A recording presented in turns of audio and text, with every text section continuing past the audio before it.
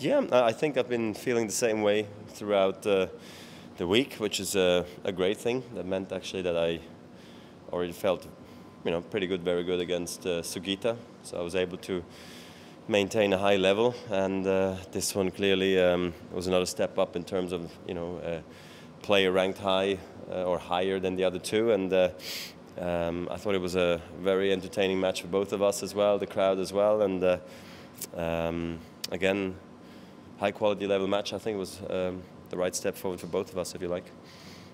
Bit of fun out there as well, is that?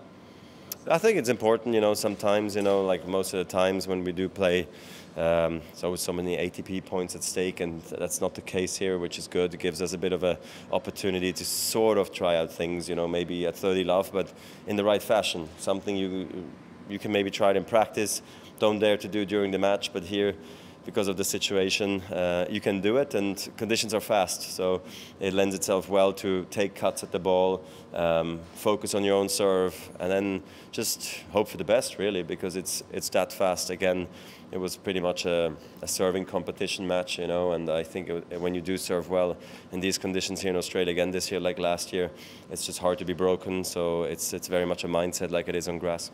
You still haven't lost a set to Jack Sock. Is that important psychologically? I didn't even know about it. So honestly, these things don't really matter.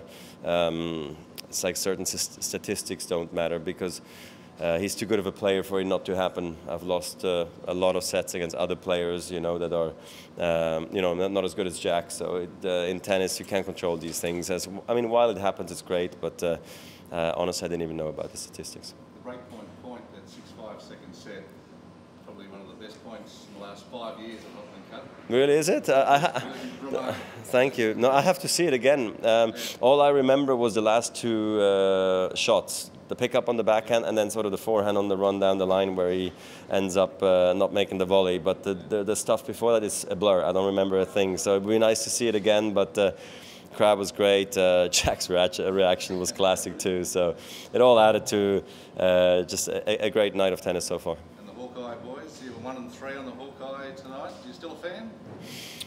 It is interesting, when you look at Mark sometimes, like the one he served down the middle short, and we were both looking at it. In practice, that's out, I guess, for both of us. And then the Hawkeye, it's good, So that's why I think sometimes you just have to challenge, because you just don't know,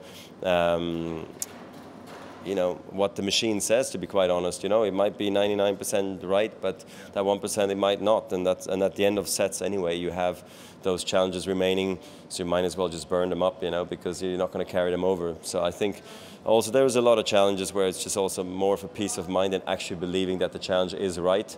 And that's why I think also our challenging percentage, getting it right, is lower than it actually would be if we wouldn't challenge much, I don't think, if you had no more challenges at all for the rest of the match every time you missed one. Roger, we don't know if you're in yet, but if you were into Saturday's finals, how good would that be for you to potentially play Federer? Yeah, it's not so much about that. I just love to be in the finals with Belinda, After last year, we were so close. So this one's more for Team Switzerland and Belinda myself than getting another match, to be quite honest. Sure, it would be nice, but I'm not dependent on that match necessarily. But we'll give it a massive go in the doubles if she doesn't win her singles. She started well. She's up 3 love, so I'm relaxed during this press conference so far. Yeah, that would be special, exactly. I think it's more about winning the trophy for Team Switzerland with Belinda than actually getting a chance to play David or Sasha. I loved the experience I had here every time I did come here, once as a hitting partner for Eva Heuberger and Martina, then playing with Martina, then playing with my wife, and now playing twice with Belinda. So it's always been a great time, so it'd be lovely to win again. Can you draw a line through where you were at 12 months ago to now at this tournament? Are you playing even perhaps better than you were? I think I'm more secure, I have just many more information because my last match, in a competition was a couple of months ago. Last time it was at Wimbledon, not feeling great. Halle, not feeling great. Stuttgart, not feeling great. Clay, not feeling great. So my last proper match goes back to Australia, like almost 2 years before that, or like over a year before that, rather than 6 months. So I think it was just a nice week that I had here last year. Feeling great on court, being able to play matches again. It was just a beautiful feeling. This year, that's what I expected, because practice has gone well. I have a lot of information already, so it's just more of a confirmation for myself this year, but making sure I enjoy myself, because this is not where, you know, it's life or death. You know, it's just important to get everything right and and be very professional about the week. So you're going more confident, say, than you did 12 months ago in Melbourne? Yes. Yes, you can say that. I was 17 in the world as well.